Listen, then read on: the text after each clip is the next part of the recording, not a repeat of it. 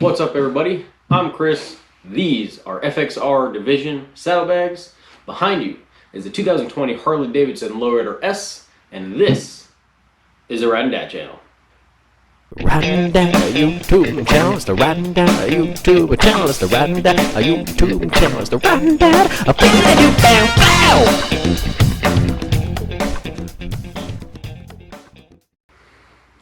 Alrighty, so today is going to be a very simple install. I know the past couple of my install videos, my build series playlist have been kind of lengthy. This should go very, very quickly. So, FXR Division bags. These are like the FXR style, hence the name FXR Division, but somewhat pricey.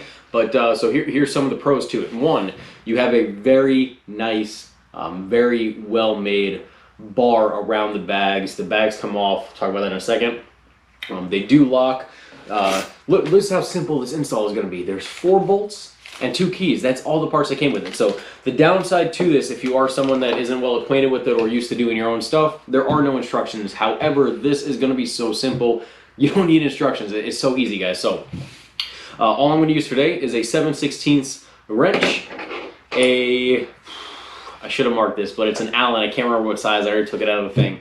So an Allen, a T45 socket, blue thread locker, as always, and this is kind of interesting, and I'll explain why towards the end, but extreme tire shine gel. I tested a whole bunch of different, I got like 7 or 8 kind of half-used tire shines, and this is one that worked the best for what I'm going to show you later, so we'll talk about that later. So, okay, so FXR Division bags, they come with the primer surface on them. They are fiberglass, so they are somewhat heavy, but they're very well made, like I said.